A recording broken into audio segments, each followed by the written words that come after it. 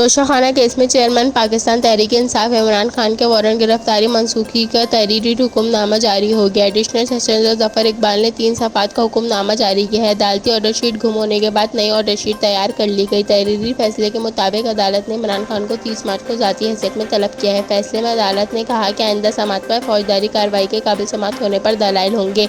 18 मार्च की 3 दफ़ा की समातों का अलग अलग हुक्मनामा जारी किया गया है। एसपी समी मलिक इमरान खान के वकला बैरिस्टर गौहर और ख्वाजा हारिस के बयानात हुक्मनामे का हिस्सा हैं।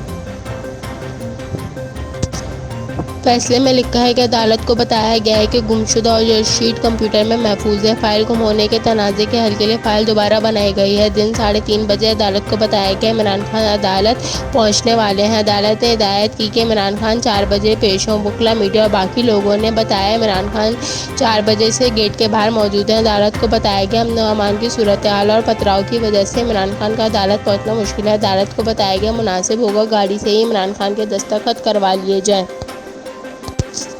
हुक्मनामे के मुताबिक नाखुशगवार वाक़े से बचने के लिए गाड़ी से हाजिरी लगवाने की हिदायत की गई। शुबली फराज, बैरिस्टर गौहर और एसपी समी मलिक को दस्तखत कराने के लिए भेजा गया। अदालत को बाद में बताया गया ऑर्डर शीट गुम हो गई है। ऑर्डर शीट पर बैरिस्टर गौहर, ख्वाजा हारिस और एसपी ने बयान रिकॉर्ड करवाया।